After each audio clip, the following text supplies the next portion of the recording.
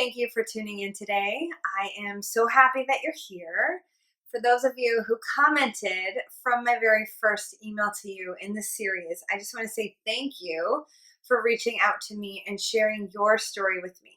For those of you who missed it, I sent out an email yesterday, really just kind of talking about what the catalyst was that kicked off my fitness and health journey for good, and where all of the BS stopped and where commitment started. I had enough struggles throughout my life to get me to where I was that day, where I had an absolute breakdown in my closet for the 100th time. But this one was different, and this one was the catalyst for change.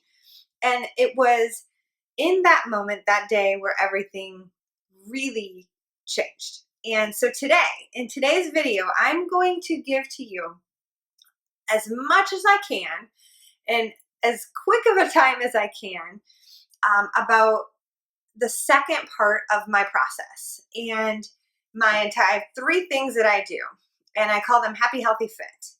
And so happy is one really big component, healthy is one big component, and fit is a really big component. And when you put them all together and you consistently do them, then you are going to have the body you want, you're going to feel good, you're going to think clear, and you're just going to know. You're going to know what works for you. So today, with my coffee in hand and my whiteboard, I am going to share with you as much as I can about fitness, okay? And so I have my whiteboard here, and I'm in my kitchen at my house, and I'm actually filming this because this is, I think, really important for us to just get out, talk about it here, and really just focus on what's going to work for you. I want to help you build something that is going to work for you. And so for those of you that read that email, this video goes right into what came next for me in my journey. For those of you that didn't see the video, it doesn't matter, it's okay, but just know that like most people, I had a very dysfunctional idea and relationship with food, with my mind, and with working out. Like a lot of people, I would eat or overeat and then go work out extra hard to try and burn those calories. And loving my life and loving my body was definitely nowhere near to my reality. It was something that was very yo-yo. It was very up and down. It was very cyclical. I was up and down with sizes, and it really wasn't until that day in my closet where I had a massive breakdown that everything changed. And so what I did, and here I'm just going to move right into it, you guys, that day was I sat there and I made a commitment. I made a commitment to myself that I would never revisit that feeling again. And it was a moment in time where my brain, I called it my inner warrior, just kind of started bringing things to the surface that this is where you're going with these kind of thoughts. Here's what you need to do. And it was just like this inner spirit, this inner warrior came up that day. And I sat there and I was like, okay, I am a single mom. It doesn't matter. That is an excuse. I'm not going to use that excuse. I'm going to focus. I'm going to commit to myself. I'm going to work out. I'm going to figure this out. And so the first thing I did, this is step number 1, you guys, I committed. So right here, I committed. I'm not trying to hide this or anything, so let me just move that. I committed to myself. And, some fitness people or blogs are going to tell you when you're trying to start a fitness habit to get a friend or get a buddy or find somebody that you can use as an accountability partner. And I think that that is probably one of the worst things that you can do, because there's no commitment to yourself in that. There's a commitment to a partnership, but you have to commit to you.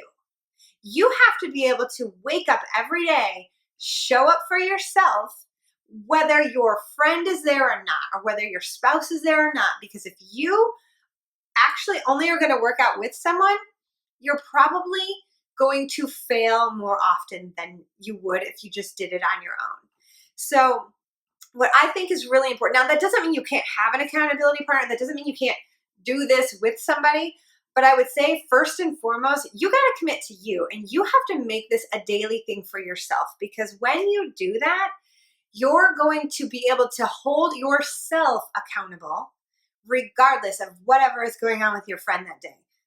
Excuse me. So let's say your friend gets sick, then that gives you an out. Let's say they just don't want to, or they can't that day, then that gives you the out.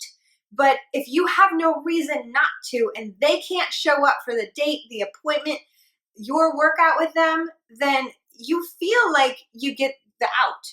And that's why I say, I think that having a partner and having an accountability partner with a workout that you're only going to do with them is a bad idea. You have to just commit to you. So that is number one.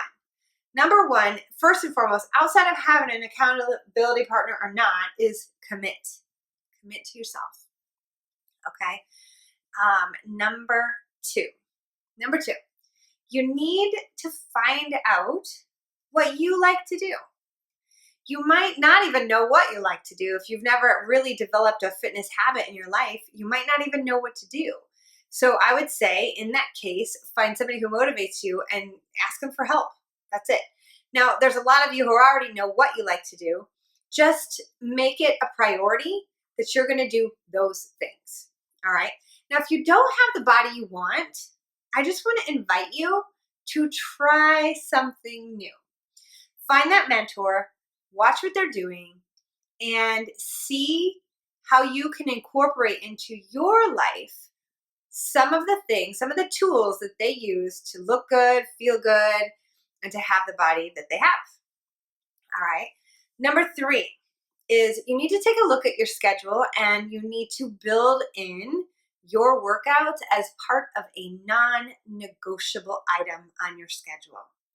Just like sleep, you go to sleep every day and you wake up every day. Those are non-negotiables. They're going to happen regardless. So that's what I want you to do with your workout. I want you to make your workout an absolute non-negotiable every single day, and plan it. Put it in your schedule and plan it. And here's why. Because if you plan it and you have it in your schedule every day, let's say on a Thursday, so much happens and just you have got, the world needs you, your family needs you, work needs you, whatever, some things come up. You've already worked out 5 other days that week. You're okay. You can take the day off. You can take that hour-long little plug, that little non-negotiable schedule that you put into your calendar, and you can free up an hour of your time because you've already done that non-negotiable appointment on the other 5 days of the week so far. Okay? This, you guys, is the number one thing that has helped me stay fit ever since I made that commitment to do so. That no matter what, I have built in fitness to be a part of my everyday journey because I realized that it makes me feel good. It wakes me up. It gives me energy. It clears my mind. It takes me out of my head and it puts me into my body to feel good. And we're here to be embodied in this body, in the now. And when you work out, you relieve stress, you enliven your body, and you just simply feel better. So for me, this is just, it's like a coffee. It is absolutely one of the things I do to actually give me energy. And a lot of times people think, oh, I don't have enough energy to work out. Well, it's actually you don't have energy because you're not working out, okay? So just building in at least 30 minutes every single day of your week, every single day of the week, build it in, okay? Now, when I first started my fitness journey, like committed fitness journey, that I made it a non-negotiable fitness journey, was I had to really look at my life because I was a single mom. I was working all the time, and I had a very, very active son who loved to run, jump, and play and be everywhere all of the time. So I had to look at my life and go, where can I build this in? Where can I do this? Am I willing to wake up a half an hour earlier? I was, absolutely. And I was also willing to work out the very first thing I did when I got home. I would give him a snack and I would get home and I would work out for about a half an hour. And then after that, we would have dinner together. So I picked those 2 times to be my windows of absolute non-negotiable every day. So if, for example, maybe I just was tired and I wanted a little extra sleep the night before, then I would sleep in and I wouldn't wake up and do a morning workout, but I would do it immediately after my work day. And absolutely, I would not let anything in the way of these appointments, not even my son. So I would ask him to play, or he would be near me and I would say, just play over there while I do this. And you can go rip out 10 burpees or do some dumbbell curls, and your son or your daughter or your children can be right there. There is no excuses, okay? So set up your schedule, make these a non-negotiable for yourself. And now what I want to talk to you about next is what I have here, which is number 4, okay? This is called set up your environment. When I first started this and setting up my environment, the very first piece of equipment I had was a stair stepper. No, that's not true. An elliptical. And my son would be watching TV or some show, and I had that thing in the living room of all places, and I would be on that for half an hour, and I would do intervals on that. And then the second thing I bought when I started my fitness journey here at this house was I bought dumbbells. And I slowly started to build my gym in my basement.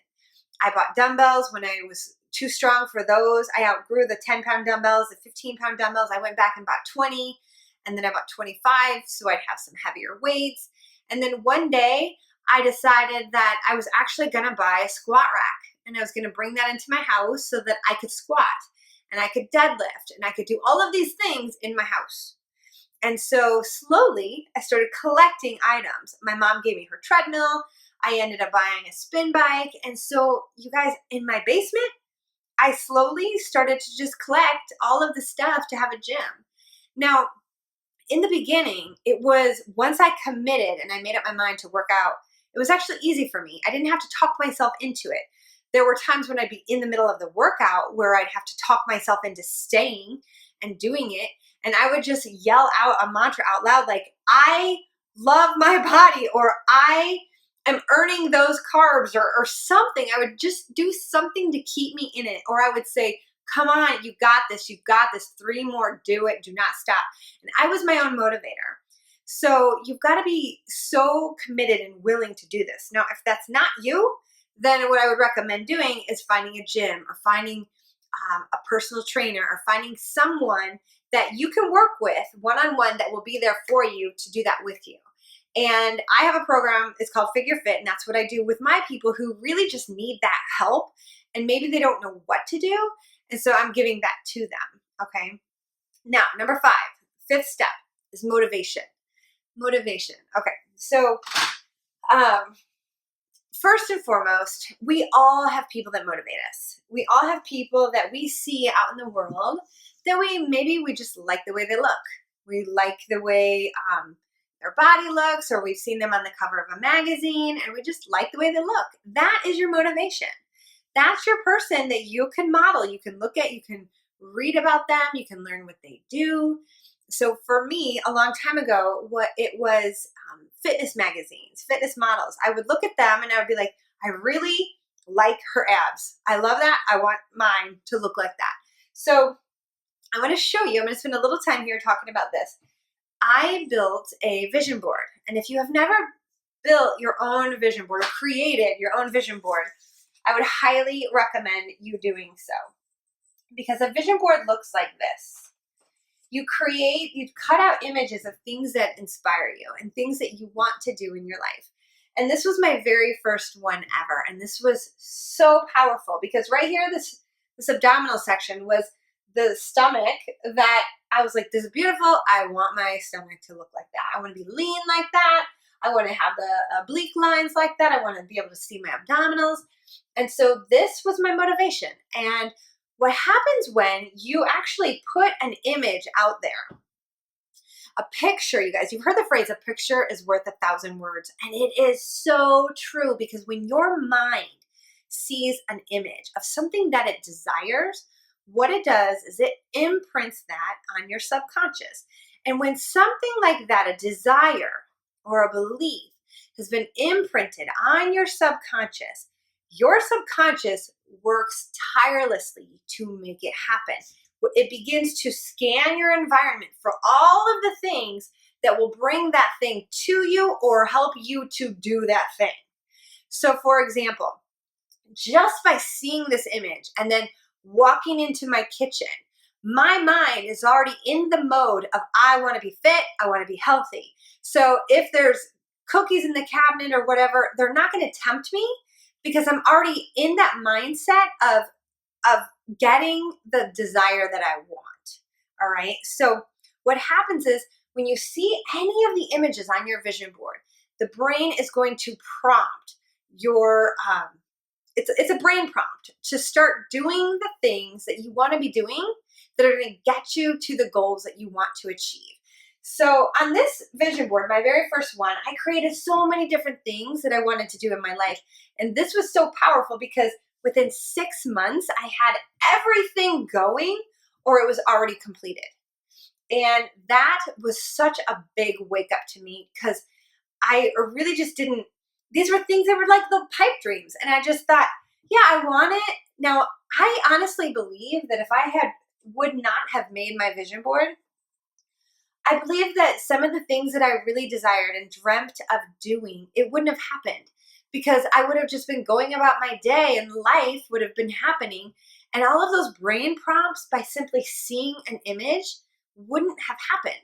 So for example, writing a book. I wrote a book, and just by seeing write every day, it was, oh yeah, I want to write a book. Oh yeah, I'm going to write a book. I'm going to go write a few words today. And that's it. That's all that happens. It's just these little brain prompts that get you to do the things you want to do. So a vision board is so powerful, you guys. Now, another thing for motivation is a tribe. Now, it's different than an accountability partner, but very similar. Having a tribe of people, for example, I have my Figure Fit online community, and we have a private group page on Facebook. And that is what the members love. They love the accountability. They love to be able to go out and post what they're doing and inspire others and get the inspiration from others. Because maybe there's a day when they're not feeling so good and they just haven't worked out yet, or maybe they're kind of like having a bad moment in life. And it's the tribe that is posting, that is out there uplifting each other, that keeps them engaged, it keeps them in, and it keeps them, when they do fall off track, it pulls them right back in. So having a tribe is so critical. You gotta find your tribe. You gotta find the people who are doing the things you want to be doing and living the life that you want to be living, and you need to surround yourself with those people. Key, okay? Now, number 6 is, what is it? Focus. It's focus. You need to focus on one goal at a time. You can't start a fitness program, start a diet, start meditating, and never have done any of these things, and not have a habit built with any of these things. Focus on one new habit at a time. And so if you do have a fitness program already going, then do something else that's going to move your life forward. If you haven't started a meditation practice, but you already have your fitness practice going, then start a meditation habit. Just focus on one thing at a time, okay? Now, this number 7, you guys, is key. It's so important. It's having loose goals. I have people that come to me all the time and they say, I want to weigh 125 or 130 pounds, or if it's a guy, maybe 175 pounds. And then I say, why? Why do you want to weigh that? There's numerous factors that go into play. And most of the time they want to weigh that because that's how they looked really, really good at the prom in high school, and that was the weight that they were at then. Well, a lot of things change, okay? And based on your height and your weight and your age, you do have a certain weight that you should be with your height, your weight, and your age and your frame. So between a small frame and a large frame, there is a goal weight. So if I was to calculate somebody's macros and know how many calories they need to be eating every single day, they need to fall within that certain weight range of a healthy weight for that height, weight, and age. Okay. And so that is having a loose goal. So a loose goal is saying, I want to lose 10 pounds, or I just want to lose weight. I want to look good and I want to feel good. That's having a loose goal. Now, let's say you have a special event that you want to look good for. I would not tie a specific number to it. I would just have a loose goal saying, I really want to have like less body fat. I want to be able to feel comfortable in my bikini. I want to feel comfortable on that day. I want to look good. I want to have bigger shoulders. I want to have bigger biceps. I want my booty to be lifted. I want a six pack. Those are loose goals, okay? But they're goals. And so really having some sort of an idea of what you want, but not being tied down to the exact result. Just knowing how you want to feel, knowing how you want to look, that's the most important part. And as equally important is doing the things that you know you need to do to get you there, because that is the most important part. It's just by being disciplined to be consistent in your fitness habit and doing that every single day with an occasional day off. Okay, so that is the most important part. All right, number 8, reward yourself. You need to reward yourself with good things, not food. Okay, so not going out and eating a cake, or not having a pizza party, or not having a cheat day, or not going out with your girlfriends every single weekend and partying, or your guys, or whatever. Your reward needs to be something that is so good for you, that'll make you happy. And some of the examples that I give to my clients are, go buy yourself a sports bra that's going to make you look really good. Go buy yourself a new pair of tennis shoes. Go buy yourself a new fitness outfit that you're going to love to rock and you're going to feel good wearing. Or go buy a really good dress that you look good in because you're now slimmed down, you're tighter, you're more toned, and you feel good and you look good. I would never say to reward yourself with food, because it's not the best, especially if you don't have a handle on your habits and your nutrition, okay? Now, if you do have a handle on those things, then rewarding yourself with a donut on Friday, for example, or Saturday morning isn't a bad idea, but you really got to be able to have a handle on those habits and on your nutrition, knowing that you're going to be able to get right back in the game either that day or the very next day, and not take any time off and not sabotage yourself. Okay. So these are my 8 tips for starting and beginning and starting your fitness habit, and to really, really commit to you and to make this a lifelong process. Now, the next thing I wanted to talk to you about is fitness, a little bit more just about fitness, because I wanted to give to you today as much as I possibly can with a short amount of time as I'm available to here on the phone for this recording. And because it is so important for me, I want to just share with you what I know about fitness, okay? What works for me and what works for every single body is when you want to look good, when you really want to look good naked. No clothes on your body. You don't want to have a ton of extra fat. You want to look good naked. I know that this is a goal for everybody. It's weightlifting. Weightlifting is the number one thing for you to do to look good naked. And it's not like I'm trying to go there, but it's just the truth. I want you to know, because you guys, I go into the gym and I see people come in time and time again, and they're just doing cardio. That's all they ever do. So here's what happens. They're not building muscle. So therefore, they're not boosting their metabolism. They're not giving their body anything extra to do outside of the gym. But when you lift weights and you build muscle, you become metabolically active.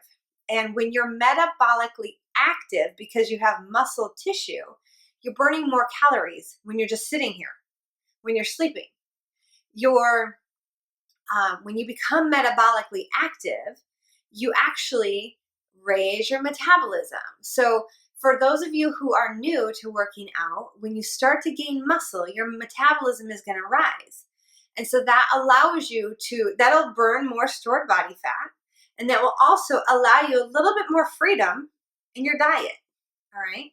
It'll allow you a little bit more freedom in those pesky carbs that are what make us fat. Okay.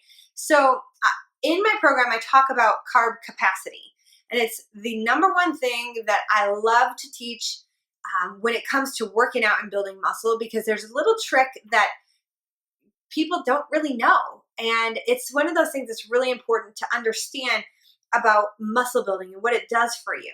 Now, in my program, I have the Figure Fit program where I am their personal trainer. I am giving them the workouts. We're doing them together.